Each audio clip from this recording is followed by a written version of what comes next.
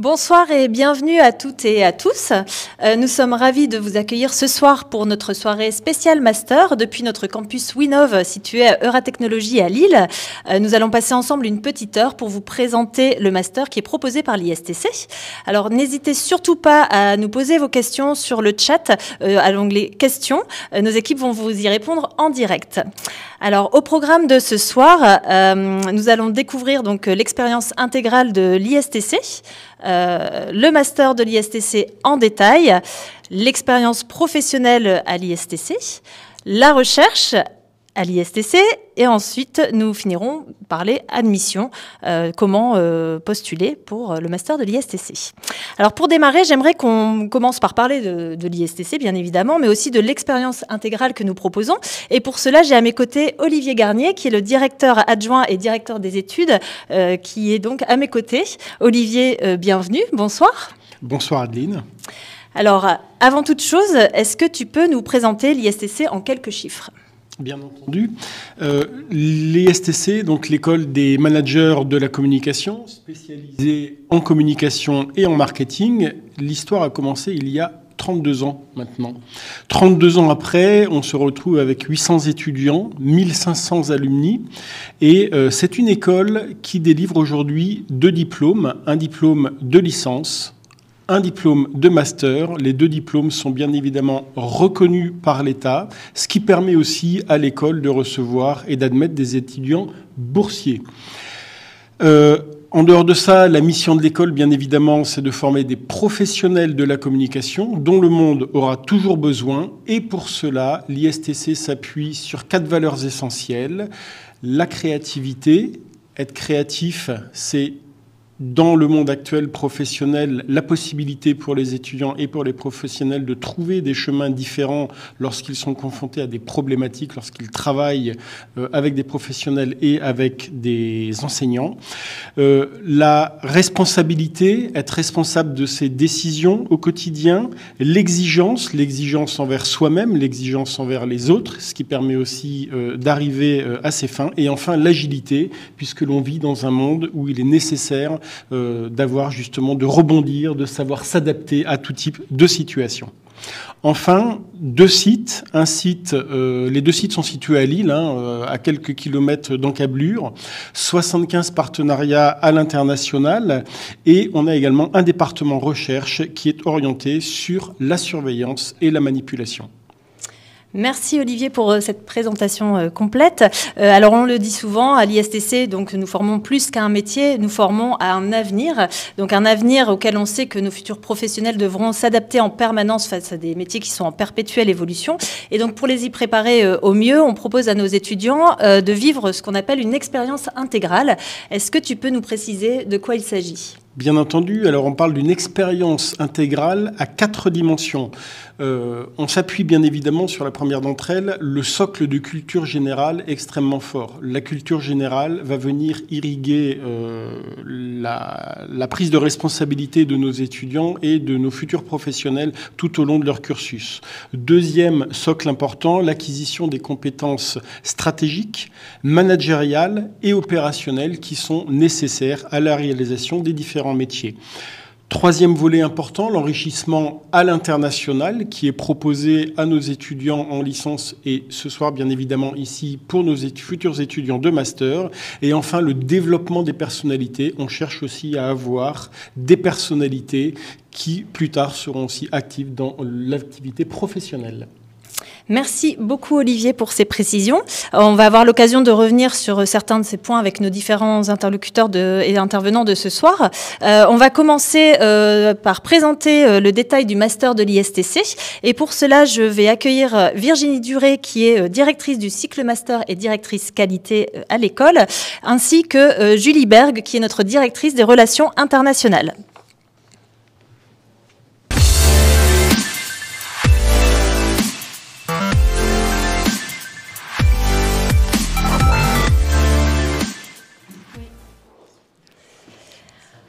Bonsoir Virginie, bonsoir Julie, bienvenue à toutes les deux et merci d'être là. Alors Virginie, est-ce que tu peux nous présenter le master de l'ISTC et nous préciser également les programmes et les contenus du master, s'il te plaît? Alors, sur le programme de master, d'abord, il faut peut-être préciser à celles et ceux qui nous écoutent qu'il y a 2 voies pédagogiques qui sont disponibles. Une filière initiale qui consiste en un temps plein sur la première partie du cycle et du temps de stage sur la deuxième partie du cycle. Et puis, la deuxième voie pédagogique qui est celle de l'alternance sur un rythme de 3 semaines en entreprise et 1 semaine sur le site de l'école. Pour revenir et rebondir finalement sur l'expérience intégrale qui a été développée par Olivier Garnier, ce qu'il faut également comprendre, c'est que on a construit nos programmes de master en lien avec cette expérience intégrale, avec la volonté de construire des personnalités, avec la volonté de donner à nos étudiants finalement ce socle qui soit fondateur à la prise de décision et à la posture du manager. Et donc, sur ce socle commun, on va retrouver des enseignements qui sont en juste équilibre entre des enseignements académiques, voire même très académiques, et on le verra avec Monsieur Gassemi, notre directeur de la recherche, et des enseignements techniques très orientés métier et expertise. D'accord. Et donc, effectivement, un socle commun très clair pour les 2 années de master. On a parlé également de parcours. J'aimerais qu'on puisse rentrer un petit peu dans ce détail-là. Tu as parlé de parcours en voie d'alternance, en voie initiale. Est-ce que tu peux nous expliquer ça un peu plus en détail?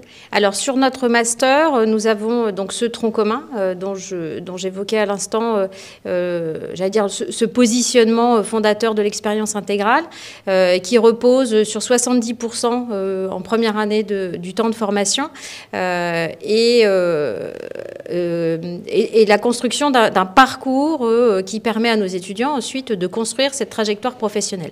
Ces parcours, ils sont identifiés au nombre de 6 et certains sont à disposition, ou en tout cas sont proposés plutôt qu'à disposition, donc sont proposés aux étudiants en alternance et d'autres sont proposés à nos étudiants qui sont en filière initiale.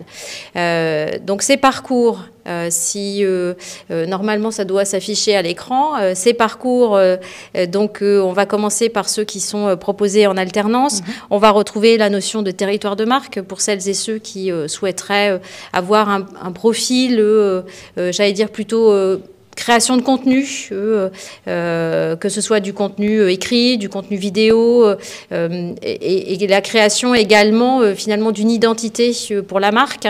Le deuxième parcours, c'est un parcours qui est engagé dans une responsabilité sociale et environnementale, puisque on va y retrouver tous les enjeux qui sont liés à la RSE.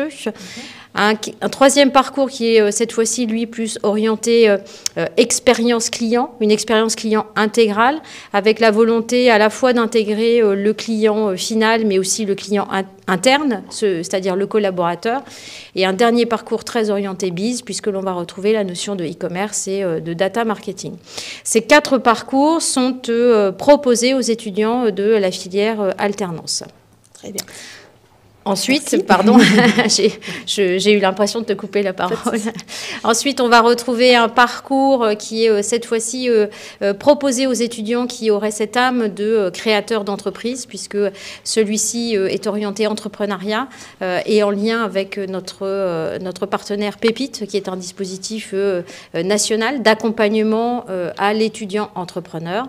Et enfin, la dernière possibilité, les 2 dernières possibilités qui sont proposées cette fois-ci aux étudiants en voie initiale. Donc c'est aussi le parcours entrepreneuriat, mais c'est surtout le parcours International Communication qui, lui, offre à nos étudiants la possibilité de construire cette trajectoire internationale que ne permet pas tout à fait la filière alternance. Très bien, merci beaucoup pour la clarté de ces explications. Alors, on vient de parler du parcours International Communication, ce qui me fait une transition toute naturelle pour me tourner vers Julie, donc, qui est notre directrice des relations internationales à l'ISTC. Julie, est-ce que tu peux nous préciser comment se vit l'international au niveau du cycle master à l'ISTC ? Donc l'international se vit bien évidemment avec le semestre réalisé à l'étranger pour la deuxième année du master, mais on commence dès la première année avec une grande partie des cours en anglais à sensibiliser les étudiants sur des matières enseignées en anglais par des professeurs qui viennent des universités partenaires parfois. Et également, ils sont rejoints dans les cours par des étudiants internationaux qui nous viennent des universités partenaires. Donc ils se retrouvent dans un groupe totalement multiculturel avec des étudiants coréens, mexicains ou encore marocains pendant ces cours-là. Très bien. Et j'imagine qu'ils sont accompagnés dans le cadre de ce cursus. Est-ce que tu peux nous préciser de quelle manière on les accompagne à l'ISTC ? Alors, je dirais qu'il y a un double accompagnement. Il y a un accompagnement plutôt sur la partie pédagogique qui est assuré par Virginie, donc qui s'assure que les cours suivis par les étudiants pendant leur échange correspondent bien aux attendus de l'ISTC. Et ensuite, il y a toute la partie plus pratique, logistique, qui est assurée par le service Relations internationales. Donc là, c'est des rendez-vous avant la mise en place du projet et ensuite un suivi pendant l'échange, le montage du dossier également, bien évidemment, avant l'échange. Et ça va jusqu'après l'échange avec un bilan réalisé avec l'étudiant à son retour. D'accord, donc un accompagnement complet de A à Z pour ces départs à l'international. L'international, ça implique aussi un coût, j'imagine. Est-ce qu'il y a des aides financières auxquelles les étudiants peuvent prétendre dans le cadre de ces échanges ? Oui, ça a un coût, forcément. Maintenant, il y a une chose qui est quand même importante à noter, c'est qu'à l'ISTC, on ne demande pas de frais de scolarité supplémentaires pour pouvoir partir en échange, que ce soit pour nous, ISTC, ou pour que ce soit auprès de l'université partenaire. Par contre, il reste des frais à la charge des familles, frais de transport, frais de visa, les frais de vie sur place. Et pour aider les familles, il y a 2 bourses qui existent, qui sont mises en place. Donc, il y a la bourse Erasmus+, pour tous les échanges au sein de l'Union européenne. Et ensuite, la bourse Mermoz, qui est la bourse mise en place par le Conseil régional pour les échanges en dehors de l'Europe. Très bien. Merci Julie. Nous, on sait à quel point l'international est vraiment un plus pour nos étudiants et ces expériences sont vraiment toujours source d'ouverture au monde, aux différentes cultures. Ça nous semble très important à l'ISTC, donc merci pour ces précisions. Donc on vient de voir en détail les différents parcours qui sont proposés à l'ISTC. Virginie, j'aimerais qu'on revienne un peu plus précisément sur l'approche pédagogique et également le profil des intervenants à l'école. Alors, sur l'approche pédagogique, d'abord, il faut. Je reviens sur la présentation qui a été faite en préambule de l'ISTC. On est sur un master qui est reconnu par l'État. Donc, ça sous-entend que nous avons un référentiel de compétences et que finalement, la composition des programmes ne se fait pas de manière aléatoire et qu'il y a donc un contrôle et un souhait de respecter ce référentiel de compétences.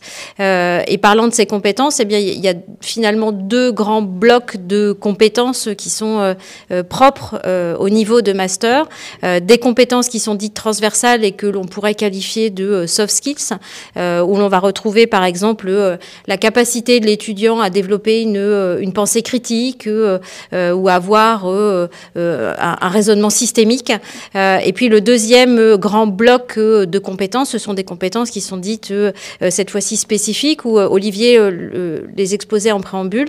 Eh bien, on va retrouver ce découpage entre des compétences qui sont dites stratégiques, des compétences qui sont dites techniques, et puis d'autres qui sont plutôt liées au management. Et là-dedans, on va retrouver un certain nombre d'enseignements, de modules, de formations qui, eux, sont plutôt liés finalement à notre cœur de métier, comme par exemple la capacité à développer une vision stratégique ou encore à développer une culture managériale chez nos étudiants. Et donc ça, c'est le premier point, notre premier levier sur le déploiement de l'approche pédagogique. Et donc, pour nous accompagner dans tout ça, eh bien, j'ai aussi, ou en tout cas pour accompagner mes intervenants, j'ai aussi ajouté finalement une autre couche, une autre strate dans ce découpage de compétences, qui est celle d'avoir finalement 3 approches dans une salle de classe. Une approche qui est plutôt orientée métier, où là, finalement, je vais demander à mes intervenants d'apporter une expertise qui est en lien avec leur métier. Une deuxième approche qui est cette fois-ci orientée plutôt culture, ouverture au monde, ouverture à des pratiques professionnelles, où là, on va surtout parler de retour d'expérience. Et une dernière approche qui est cette fois-ci beaucoup plus orientée méthode, où là, je demande à mes intervenants d'accompagner les étudiants dans des approches méthodologiques qui sont pratiquées en lien soit avec la recherche, soit des approches méthodologiques pratiquées en entreprise, comme par exemple la facilitation ou encore le design thinking. Très bien, merci. Et donc, effectivement, tu parles d'approche de tes intervenants. Quel est le profil des intervenants à l'ISTC ? C'est un peu comme dans nos maquettes. Finalement, on va retrouver un équilibre assez fin entre des intervenants dont c'est le métier, qui sont des professionnels de la formation, des profils qui sont cette fois-ci plutôt, j'allais dire, engagés dans une vie professionnelle et qui viennent partager leur expertise, partager leurs connaissances auprès de nos étudiants. Donc, ce sont souvent des cadres dirigeants d'entreprises, de grands groupes qui viennent sur quelques modules apporter cet éclairage. Et puis, on va retrouver aussi, et bien évidemment, notre équipe d'enseignants-chercheurs qui viendra, elle, asseoir un positionnement théorique et de fondamentaux sur les sciences de gestion et sur les sciences de l'info. Très bien. Et donc, qui dit pédagogie dit aussi qu'on mobilise, je pense, les étudiants sur certains projets, j'imagine, au-delà des interventions dans le cadre des cours. Tout le temps. Que ce soit dans le cadre d'un cours, d'un module, du micro-projet, mais aussi du projet, j'allais dire, à plus longue haleine, où on va retrouver, par exemple, le projet étudiant-entrepreneur, où on laisse la possibilité à nos étudiants de se positionner comme un intrapreneur, c'est-à-dire qu'il va définir son propre cahier des charges, ses propres objectifs, sa propre vision du livrable, mais aussi définir sa propre grille d'évaluation. Et donc, se tenir aux objectifs qu'il aura fixés, ce qui donne lieu à des très, très belles réalisations, comme par exemple un groupe d'étudiantes qui a mis en place un chatbot. Et pourtant, Dieu sait que la technologie du chatbot était compliquée à s'approprier. Eh bien, ce chatbot a été mis en place au service des relations internationales. Et puis, on a un autre type de projet qui est aussi très engageant, qui est construit sur le modèle des Learning Expeditions, où on va volontairement mobiliser nos étudiants sur des problématiques qui les sortent de leur cadre, qui les sortent de leur zone de confort, et ce, dans une logique très impliquante, puisque un des souhaits de l'ISTC, c'est aussi de jouer son rôle d'acteur sur le développement économique du territoire.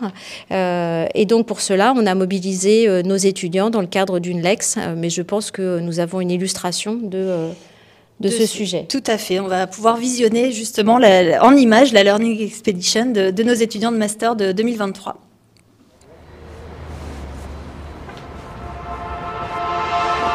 Ça y est, 23 janvier, on lance la 2e édition de la LEX et au sein du Louvre-Lens Vallée. Hello, bienvenue chez nous. Nous sommes ici pour une semaine d'expérience immersive pour la Learning Expedition. Tout le monde se lève assez tôt. On commence vers 9h30 et le soir on se couche très tard, vers 2h du matin pour travailler.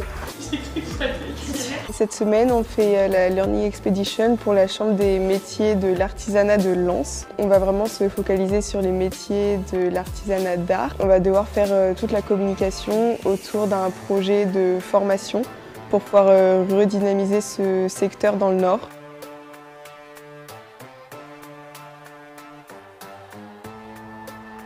La thématique n'est pas facile, mais je la trouve très intéressante parce que les métiers de l'art, c'est un peu des métiers auxquels on est confronté dans le monde de la com. On a l'habitude de travailler en groupe à l'ISTC, là c'est quelque chose d'encore nouveau et de très sympa. Là, tu en as 3 qui sont faits. On va alterner entre période de travail et atelier. Par exemple, aujourd'hui, on fait un design thinking. Le but du jeu, c'est de faire en sorte qu'on lâche prise et qu'on puisse être vraiment créatif. Une application de rencontre Tinder pour les métiers d'art. On a eu la chance de travailler avec des artisans et c'est vrai que c'est cool parce qu'on peut échanger avec eux directement en apprenant leur métier ou un peu les grandes lignes. Et on peut poser directement des questions et ils nous répondent du tac-tac sur leurs problématiques, sur les freins qu'ils rencontrent et tout. Donc ça, c'est vraiment cool.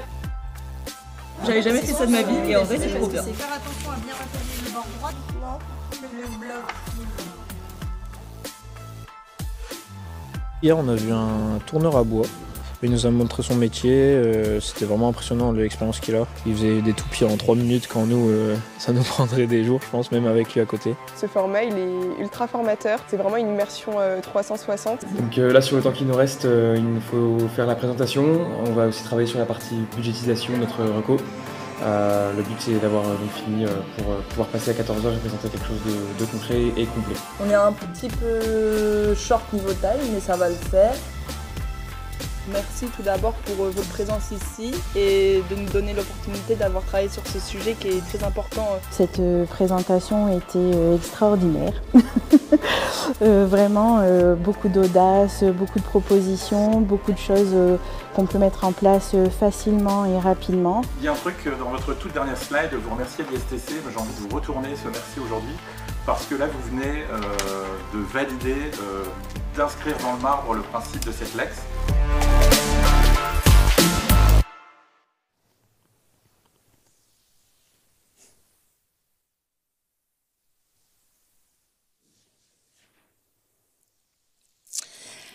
Alors, on vient d'avoir un aperçu concret des projets donc, que les étudiants peuvent travailler pour nos partenaires professionnels dans le cadre des programmes master. Et donc, puisque nous sommes sur cette notion de relation de nos étudiants avec les entreprises, je suis avec Pascal Gros, qui est responsable des relations entreprises et chef de projet employabilité, et Arthur Dehaye, qui est étudiant en master et actuellement en alternance dans l'agence Becoming. Et nous allons donc passer à la partie employabilité.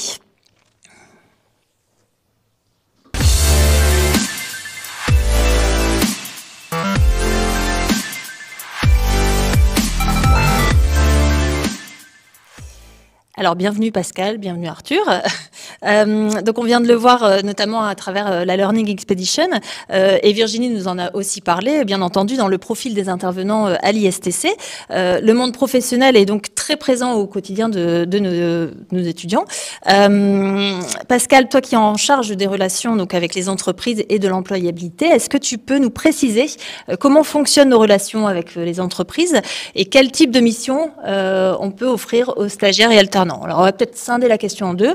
La première, donc, comment fonctionnent nos relations avec les entreprises? En fait, on a une grande chance, c'est d'être implanté dans les Hauts-de-France. Et les Hauts-de-France, c'est une région dans laquelle on a beaucoup de sièges de grands groupes. Donc, en fait, on essaie tout d'abord de construire des partenariats sur mesure avec la plupart des grands groupes qui sont présents sur notre territoire. Également des partenariats avec les structures de type agence de com ou de marketing, mais on travaille aussi avec d'autres grands groupes qui sont implantés un peu partout en France. Je ne citerai que Michelin et BNP Paribas, et aussi avec des PME innovantes, et là je ne citerai que Salesforce, qui est un des leaders de son métier sur Paris. Et pour illustrer cela, je vais parler du dernier partenariat qu'on a mis en place avec Jules, qui irradie en fait l'ensemble de la licence, mais aussi du master, puisqu'on commence en fait en licence 1, puis en licence 2, puis en licence 3, avec des interventions à la fois des responsables de marque employeur de chez Jules, des interventions d'experts métiers qui viennent présenter leur métier. Donc ça contribue à faire connaître ces métiers et cet écosystème à nos étudiants. Et là, je suis très content parce que je reviens du forum de l'alternance de chez Jules, où on avait une vingtaine de nos étudiants qui sont déjà admis en master qui étaient présents. Et je dois dire que certains sont déjà en shortlist pour aller en alternance chez Jules. Et donc, on est très content de cela. Et pour aller jusqu'au bout avec du partenariat avec Jules, Jules a participé aux 48 heures du co-développement qui ont lieu en Master 2 pour lancer l'année. Et c'était une belle expérience parce que d'ailleurs, ces étudiants qui faisaient partie de ce groupe qui a travaillé chez Jules sont allés présenter leurs recommandations au comité directeur de Jules. D'accord, donc assez complet comme partenariat effectivement avec Jules. On a aussi des étudiants qui sont soit en stage ou en alternance avec nos partenaires, avec des entreprises. Est-ce que tu peux nous détailler un peu le type de missions sur lesquelles ils interviennent? Alors, je vais prendre 2 exemples de missions avec 2 entreprises. Alors, je vais prendre tout d'abord le groupe Decathlon, dans lequel on a quand même sur nos 180 alternants, on a plus de 12 étudiants qui sont là-bas. Et on en a notamment 2 qui sont à la direction des partenariats JO 2024. On en a une qui travaille sur l'activation à la fois des salariés, des bénévoles et des partenaires de Decathlon, et un qui va travailler sur la transmission d'informations sur le team Decathlon, dans lequel on va retrouver des noms célèbres comme le judoka Teddy Riner, mais également l'escrimeur champion olympique Romain Canon. Donc ça, c'est le premier exemple. Le deuxième exemple, ADO Service. Donc ADO, c'est, on ne peut pas parler de holding, mais on va dire c'est la structure qui est au-dessus de toutes les marques, dans lequel on va retrouver notamment Leroy Merlin, Zodio et ainsi de suite. Donc on a une personne qui travaille qui a une mission très précise qui concerne l'amélioration de l'expérience des salariés chez ADO, et un deuxième qui travaille comme chef de produit junior en marketing. Très bien.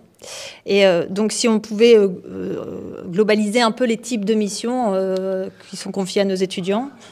Alors, on a 2 types de missions. Alors, tout d'abord, on a des types de missions qu'on va appeler un peu transverses. Donc, ça va être des chargés de com, ou des chefs de produits, ou des responsables de marketing, ou des chefs de projet. Et ensuite, on va avoir des missions plus opérationnelles.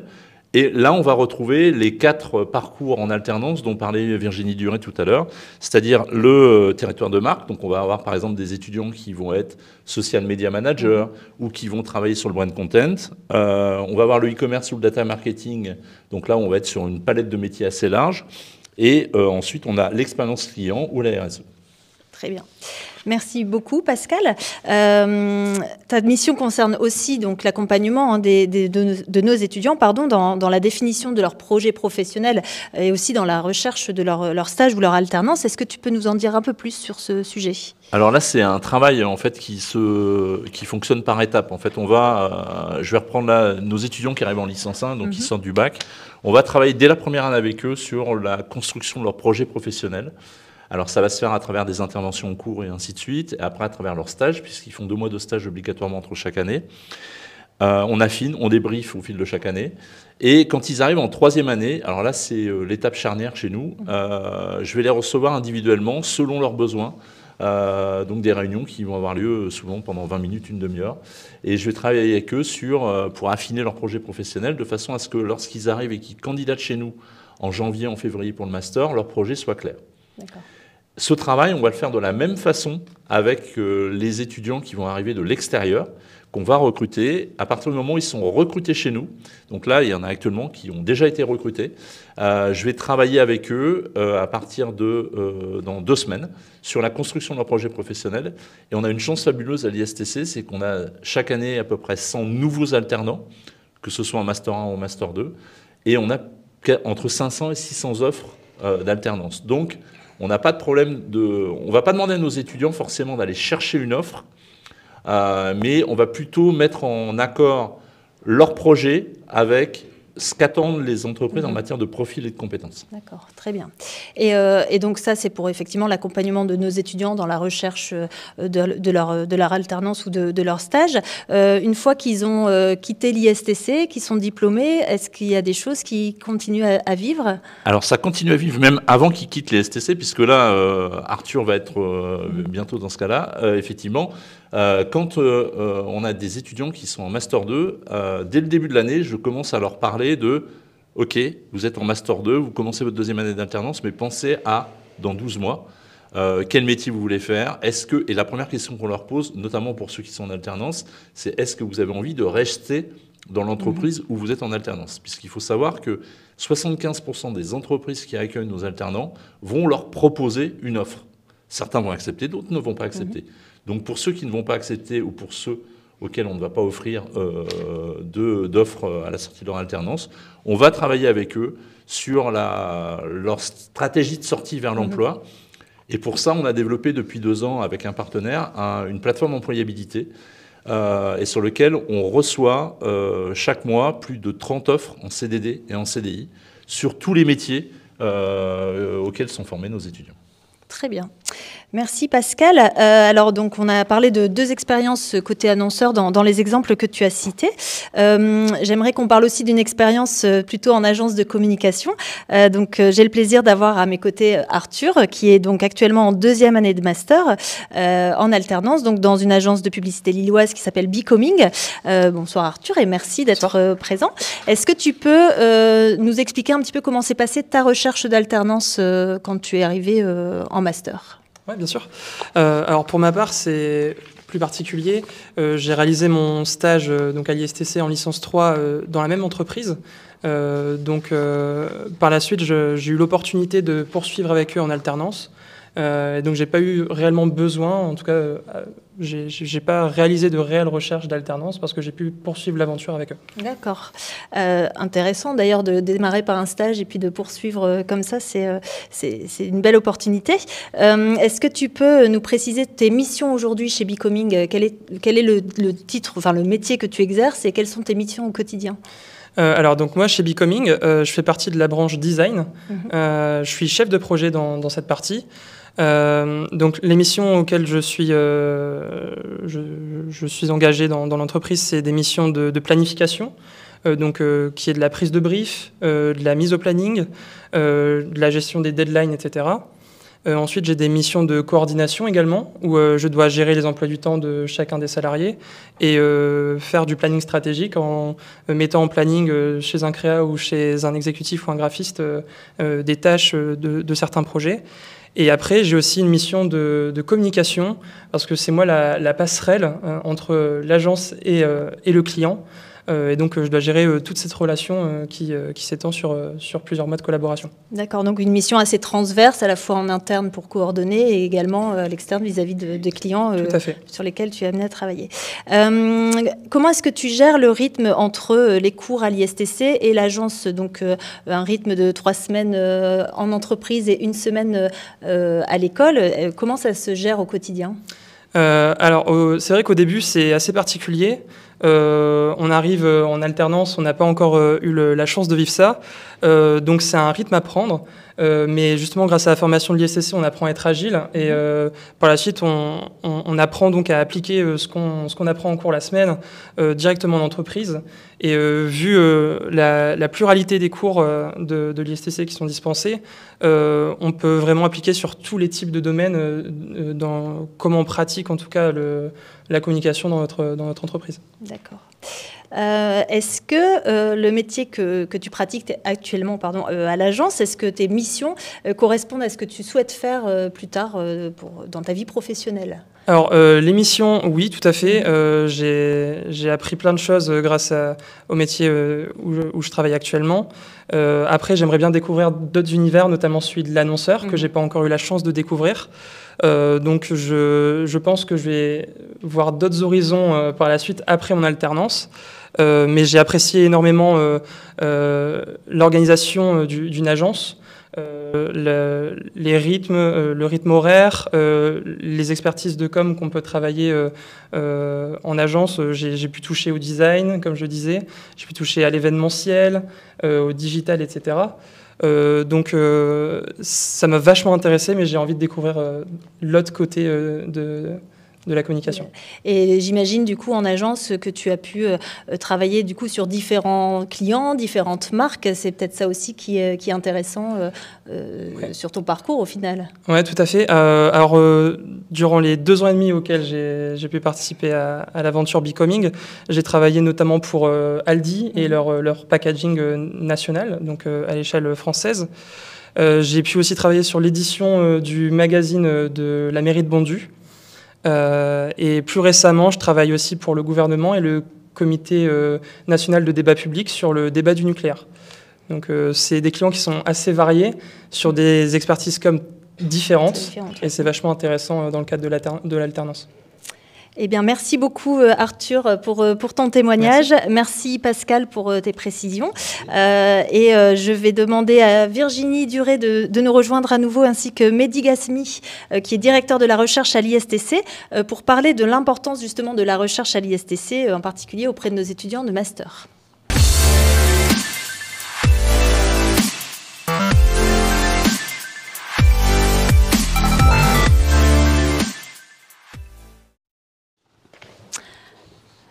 Bonsoir Mehdi. Bonsoir. Bienvenue. Merci. J'ai un problème de fiche. Alors, la recherche dans une école de communication, on peut penser que ce n'est pas commun, et pourtant c'est primordial pour nous à l'ISTC. Est-ce que tu peux nous expliquer justement en quoi consiste la recherche à l'ISTC? Alors, donc, tu as bien raison de souligner qu'il n'y a pas beaucoup d'écoles de communication qui font de la recherche, et l'ISTC, c'est une de ces écoles quand même qui est capable de produire de connaissances scientifiques. En fait, c'est ça la recherche. La recherche, c'est la capacité d'un établissement de l'enseignement supérieur à intervenir dans le champ scientifique en produisant, en faisant aussi de la promotion et de la diffusion de connaissances, de nouvelles connaissances scientifiques. Et quand on parle de la science, et c'est là, se distingue la recherche, la production de connaissances, d'autres types de production de connaissances, c'est-à-dire que ça suit les codes de la rigueur scientifique. C'est-à-dire qu'on ne peut pas dire des bêtises, on ne peut pas dire n'importe quoi. Les choses qu'on dit sont vérifiées par des pairs, par le comité scientifique, et ainsi de suite. À l'ISTC, la recherche, plus précisément, concerne évidemment les pratiques communicationnelles humaines, comme on est une école de communication. Et quand on parle des pratiques communicationnelles humaines, c'est très large, c'est les pratiques communicationnelles humaines des individus dans une société, mais c'est aussi les pratiques communicationnelles d'un gouvernement, par exemple, ça s'appelle la communication politique, mais aussi, et ce qui est peut-être le plus important pour nos étudiants généralement, c'est la communication au sein d'une entreprise, ce qu'on appelle la communication organisationnelle. Voilà. La recherche, c'est aussi des collaborations et des partenariats, et je pense qu'il y en a certains sur lesquels il est intéressant de se pencher également. Très bien. Exactement. C'était un point que j'allais justement dire, et tu as bien fait de soulever ça. Donc, la recherche, c'est aussi, évidemment, faire de ces activités de production et promouvoir de la recherche en partenariat avec d'autres établissements de recherche et d'enseignement. Et à l'ISTC, on est particulièrement fiers de fait qu'on est partenaire avec le CNRS, le Centre national de recherche scientifique en France, qui est une instance nationale. Et deuxièmement, on est partenaire avec l'Université Paris 2, maintenant c'est Paris Panthéon-Assas, et sur la revue européenne des médias et du numérique. Troisièmement, on peut aller vers l'échelle internationale. On est partenaire avec l'UQAM, l'Université Québec-Montréal, et tout récemment avec l'IEX, nos amis belges, et leur labo Protagoras. D'accord. Et pour en revenir plus précisément aux missions de ton équipe, puisque vous êtes plusieurs au niveau de ta direction, aux missions de ton équipe auprès de nos étudiants et auprès des enseignants et des encadrants de l'ISTC, est-ce que tu peux nous préciser en quoi ça consiste? Ça me ramène au troisième volet de la recherche à l'ISTC, au sens large aussi.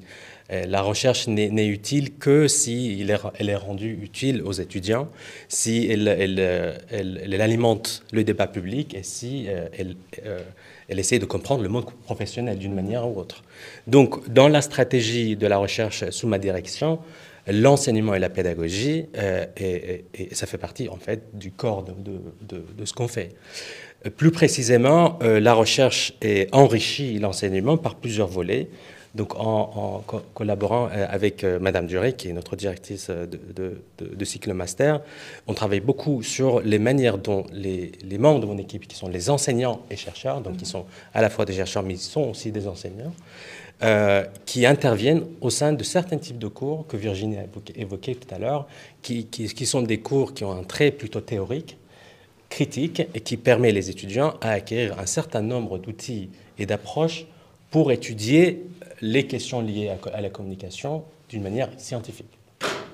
Au sein de ces cours-là, les étudiants acquièrent aussi des compétences qui sont très importantes pour valider leur mémoire en M2, évidemment. Et voilà, en parlant de mémoire, je me permets de continuer. Donc, en tant que directeur de la recherche de l'ISTC, j'ai sous ma responsabilité la coordination et l'harmonisation de l'enseignement de ces cours de méthodologie, de mémoire et les cours qu'on appelle les cours de méthode de recherche et traitement d'informations de manière scientifique. Voilà. Ben merci beaucoup Mehdi pour cet éclairage sur la recherche à l'ISTC. Là aussi, on se rend compte, un peu comme l'international, que c'est un élément un peu primordial pour nous dans le cursus d'études de nos étudiants, pour leur ouvrir vraiment, les ouvrir au monde et se nourrir vraiment de tout ce qui nous entoure de notre environnement. Ça m'amène à me tourner à nouveau vers Virginie, avec une nouvelle question, puisqu'on a parlé effectivement de culture générale, de soft skills, de recherche. Est-ce que tu peux nous préciser le type de profil ou de bagage attendu de la part des étudiants pour pouvoir intégrer le master de l'ISTC ?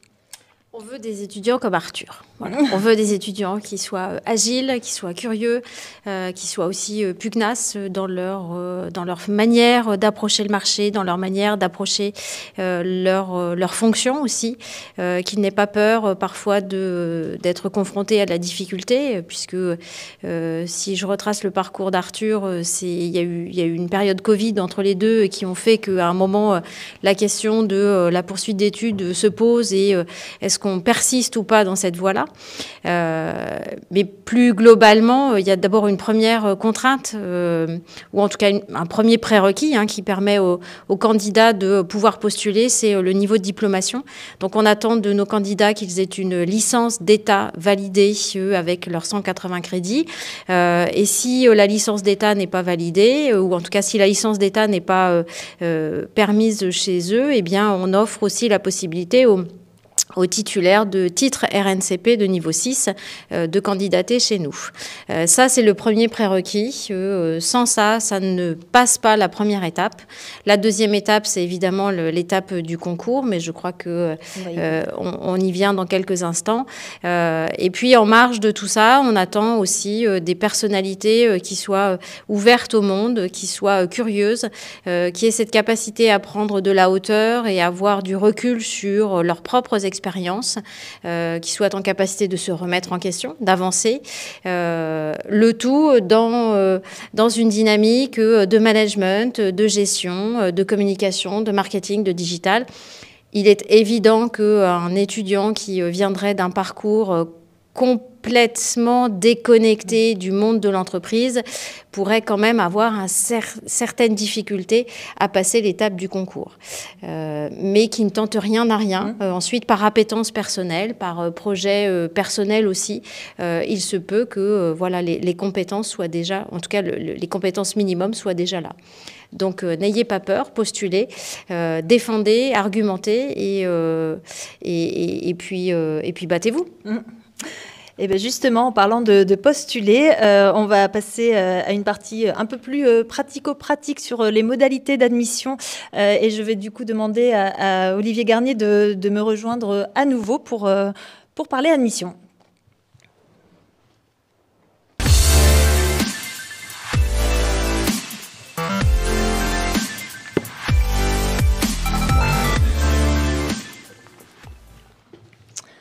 Alors, rebonsoir Olivier, merci d'être à nouveau avec moi. Est-ce que tu peux nous rappeler quelles sont les modalités d'admission au master de l'ISTC? Quelles sont les différentes étapes de l'admission? Et je pense qu'on va à la fois afficher quelques dates importantes à l'écran pour que les étudiants qui souhaitent postuler puissent avoir les dates en tête. Tout à fait. Alors, 2 grandes dates à retenir et il y a une 3e date intermédiaire. La première, c'est le 31 mai, date limite pour les inscriptions au concours en master. La 2e date, c'est le 19 juin. Les résultats seront communiqués. Et entre deux, effectivement, c'est ce qu'on appelle les épreuves d'admissibilité à l'oral.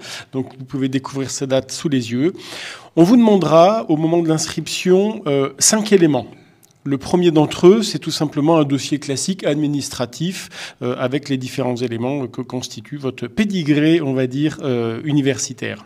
Dans un deuxième temps, vous aurez une étude de cas à réaliser. Cette étude de cas, avec une thématique qui vous sera proposée, vous aurez à la faire chez vous. Vous aurez à nous la délivrer et elle sera ensuite vérifiée, contrôlée, corrigée par nos services internes. 3e élément, une lettre de motivation expliquant bien évidemment tout ce qui vous entraîne tout simplement à postuler à l'ISTC. Une lettre de recommandation, 4e élément, lettre de recommandation qui peut être aussi bien professionnelle qu'universitaire en fonction des éléments que vous avez envie de mettre en avant.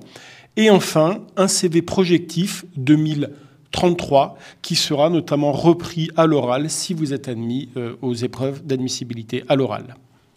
Très bien, merci beaucoup Olivier pour ces précisions. Évidemment, toutes les modalités d'admission sont également accessibles sur le site istc.fr dans la rubrique admission.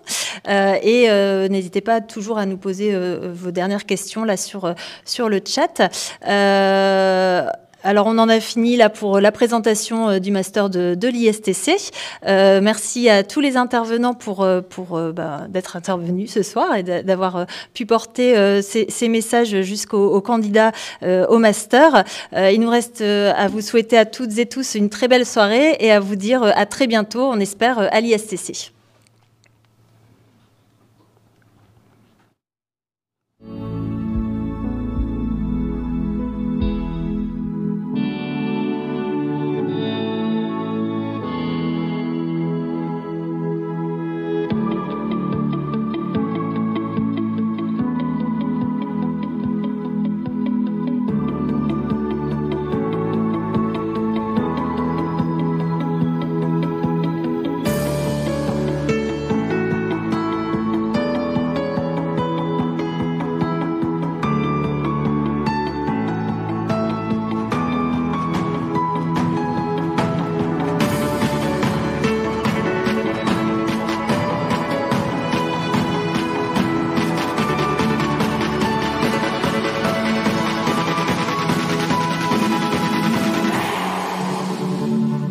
Thank you.